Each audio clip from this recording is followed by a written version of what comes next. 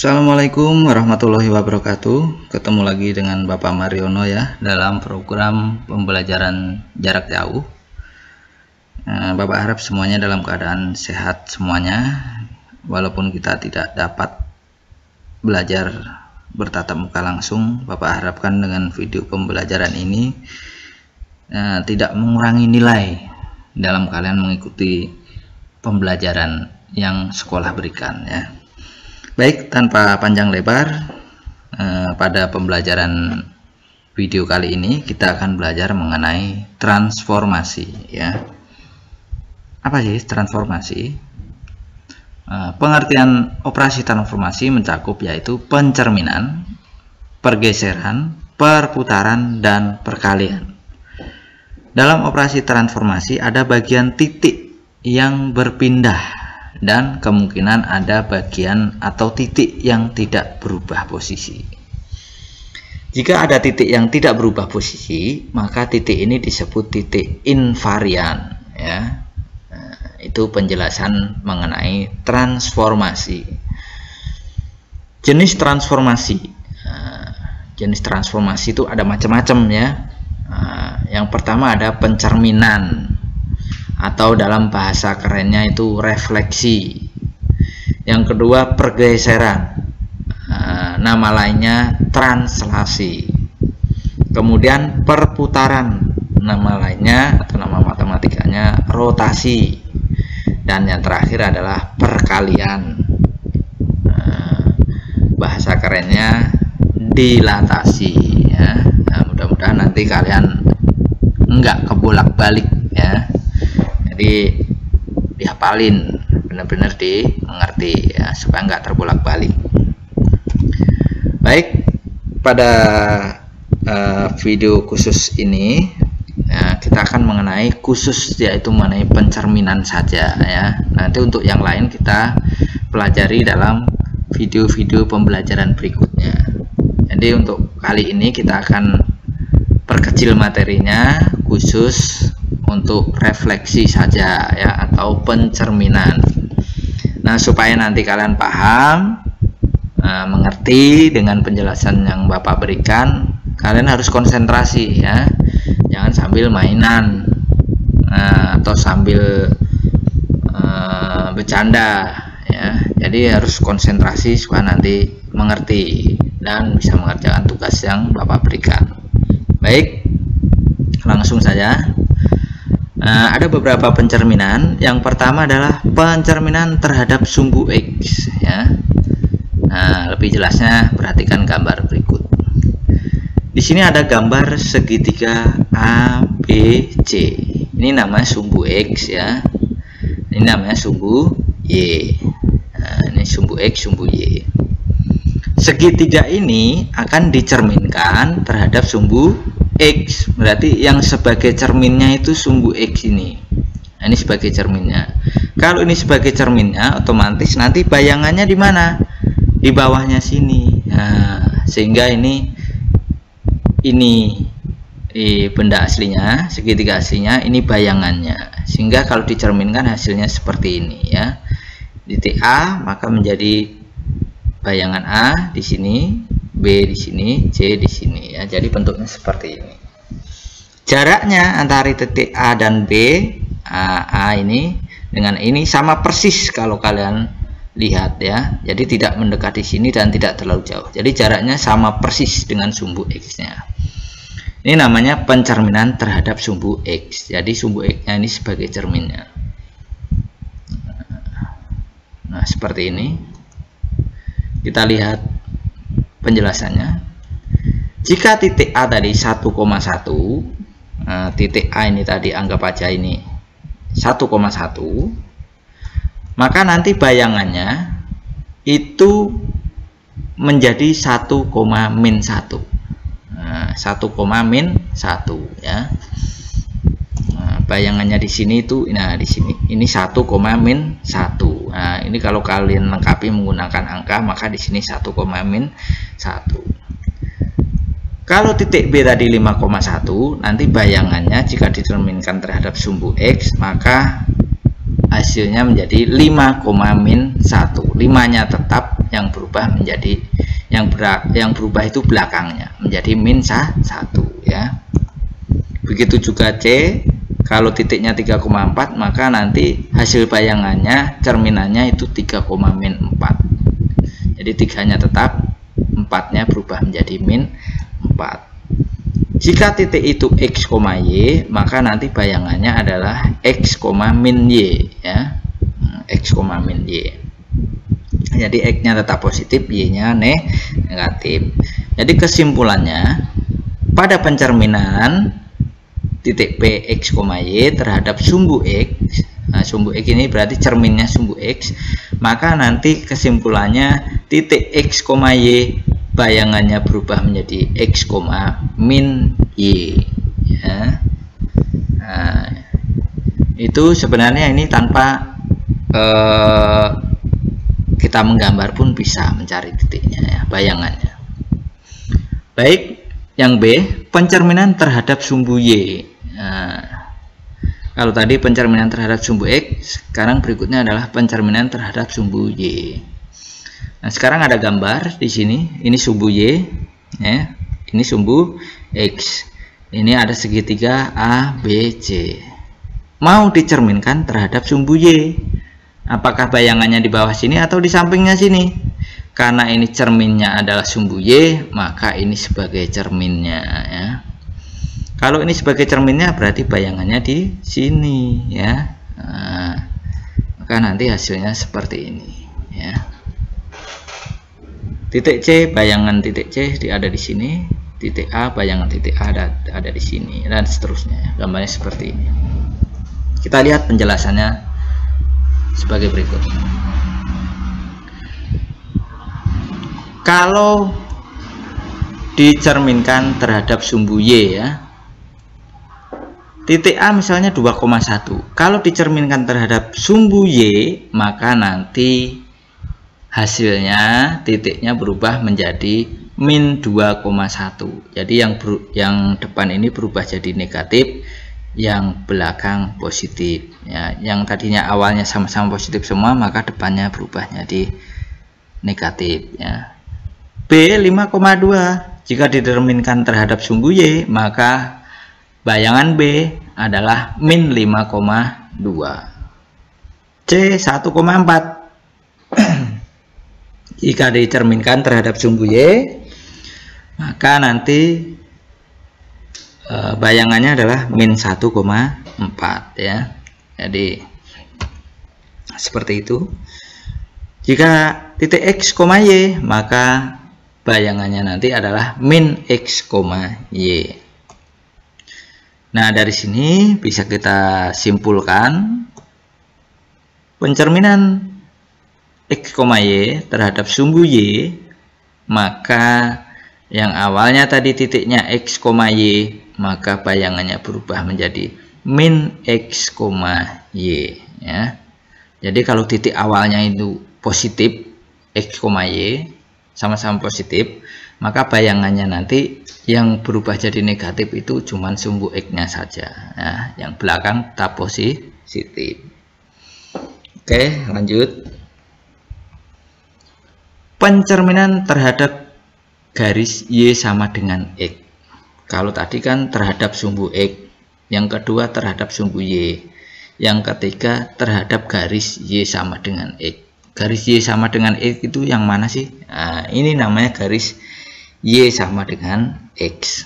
Kalau ini sumbu X, ini pencerminan terhadap sumbu Y. Kalau ini Y sama dengan X ya. Ini namanya garis Y sama dengan X. Di sini ada gambar segitiga ABC, mau disuruh dicerminkan terhadap garis Y sama dengan X, berarti sebagai cerminnya itu garis Y sama dengan X. Yang mana? Yang ini atau yang ini?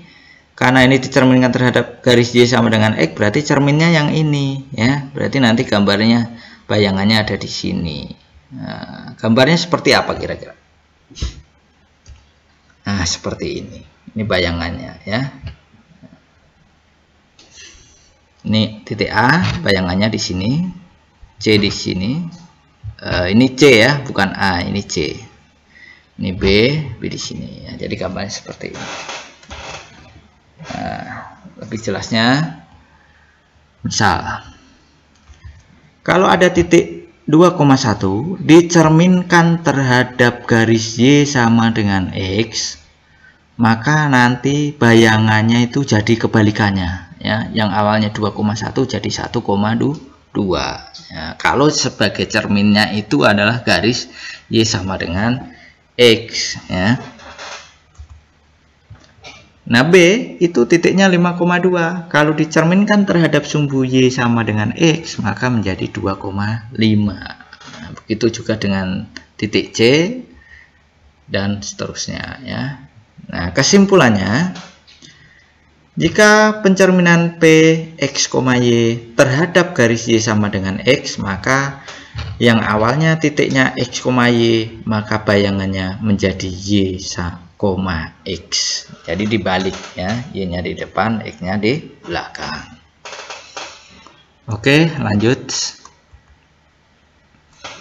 Nah, pencerminan terhadap garis Y sama dengan min X. Kalau tadi kan terhadap garis Y sama dengan X, kalau ini Y sama dengan min X. Y min X itu garisnya yang ini. Nah, kalau Y sama dengan X tadi ke sini ya. Nah, Y min X seperti ini garisnya ini. Nah, ini ada sebuah segitiga ABC ya, dicerminkan terhadap Y sama dengan min X, berarti ini sebagai cerminnya. Nah, maka bayangannya nanti akan ada di bawahnya sini ya. Nah, seperti ini bayangannya ya, jelas ya. Oke, lanjut kita lihat penjelasannya.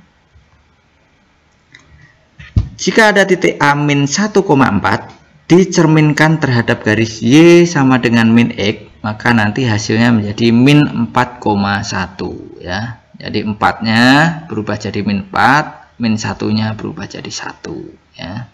Jadi kebalikannya, dan posisinya juga dibalik. Min 5,4 berubah menjadi min 4,5 ya bayangannya. Min 5,4 maka ini sama juga, maka bayangannya berubah jadi min 4,5 dan seterusnya. Kesimpulan, pencerminan titik P X, Y terhadap garis Y sama dengan min X, maka titik P X, Y nya, maka bayangannya nanti akan berubah menjadi min Y, min X ya.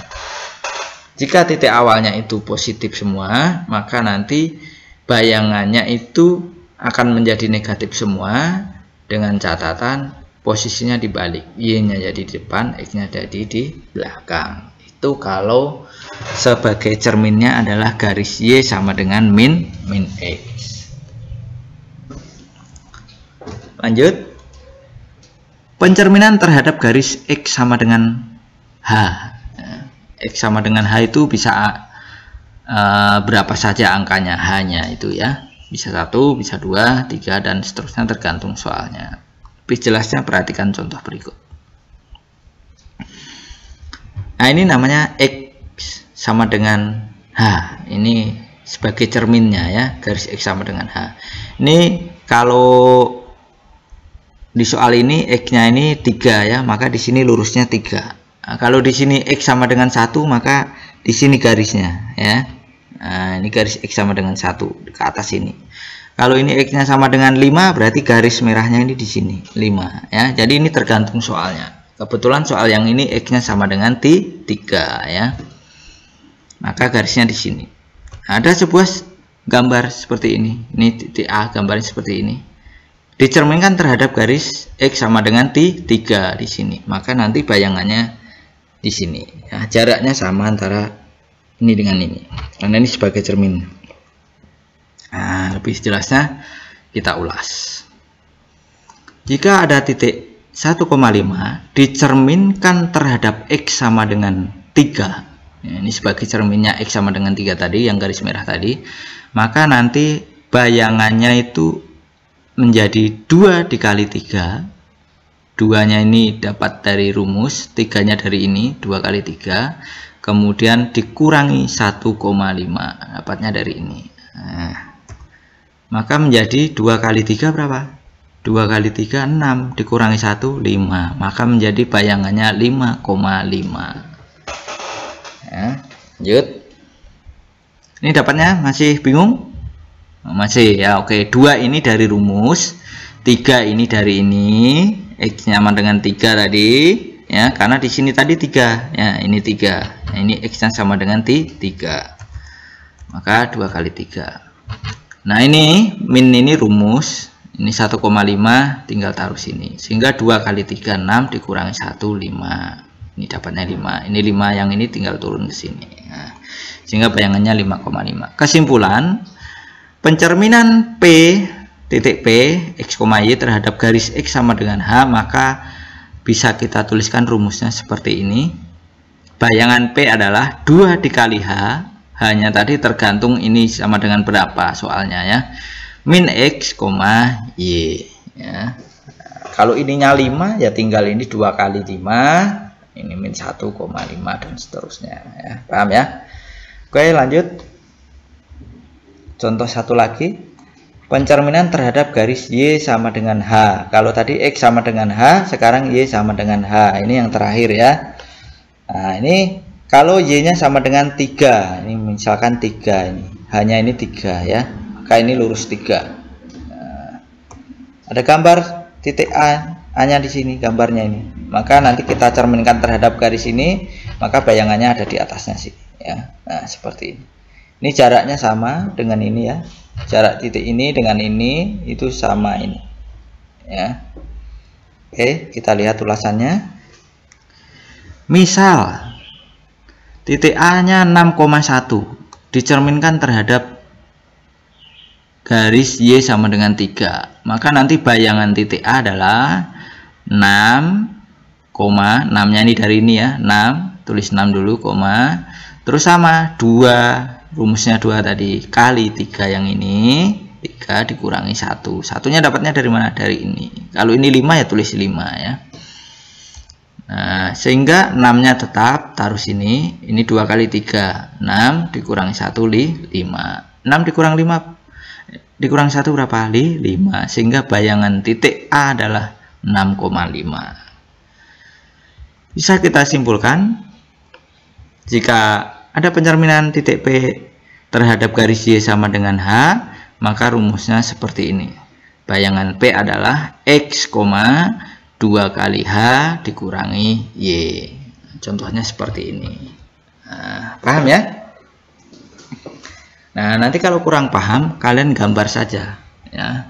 Kalian gambar titiknya tersebut. Kalau ingin membuktikan, buatlah gambar titik, terus kalian cerminkan terhadap garis-garis yang tadi. Nah, nanti ketemunya akan sama. Nah, kalau sudah paham, langkah selanjutnya adalah kalian mengerjakan tugas yang Bapak berikan berkaitan dengan materi yang sudah Bapak jelaskan tadi ya. Nah, tugasnya ada 10 soal ya. Semuanya pilihan ganda, tapi Bapak harap kalian benar-benar mencarinya dengan teliti ya, tidak asal silang saja, supaya nanti hasilnya memuaskan. Nah, ini soal nomor 1 ya. Titik P seperti ini dicerminkan terhadap sumbu X, maka bayangan titik P itu berapa titiknya ya, tadi udah Bapak jelaskan. Ini nomor 2 ya, sama dicerminkan terhadap sumbu X, maka bayangan titik P adalah nomor 3 sama saja ya, cuma beda soal. Nomor 4, titik A dicerminkan terhadap sumbu Y, maka bayangan titik A adalah titik. Kalau nanti sekiranya kalian tidak paham dengan penjelasan tadi, boleh kalian gambar titik min 8,5 ini di mana, gambar dulu. Habis itu dicerminkan terhadap sumbu Y, nanti bayangannya ketemu titiknya di mana, itu titik berapa, baru cari jawabannya di sini ya. Nah, itu boleh. Matematika banyak cara, silahkan menggunakan cara yang menurut kalian mudah dan menurut kalian yang bisa yang mana ya. Yang penting hasilnya sama. Nomor 5, nomor 6 Tadi udah Bapak bilang soalnya ada 10. Jadi putarlah video ini sampai habis supaya tidak seperti tugas-tugas yang lalu ya. Soalnya ada 10, ternyata mutar videonya nggak sampai selesai. Jadi yang ditulis cuma 5, padahal soalnya ada 10 ya. Jadi kalau nonton video jangan dipotong-potong ya, jangan dicepetin, dan harus sampai selesai biar nanti tugasnya semuanya tidak ada yang kelewatan ya. Nah ini sampai 10 ya soalnya ya. Nah ini sudah sampai 10, selesai ya. Baik, Bapak kira cukup pada video pembelajaran kali ini. Nanti kita ketemu di video pembelajaran berikutnya. Bapak akhiri, tetap semangat mengikuti pembelajaran dari rumah, dan kita berdoa sama-sama supaya nanti kita secepatnya bisa belajar tatap muka langsung ya. Baik, Bapak akhiri. Assalamualaikum warahmatullahi wabarakatuh.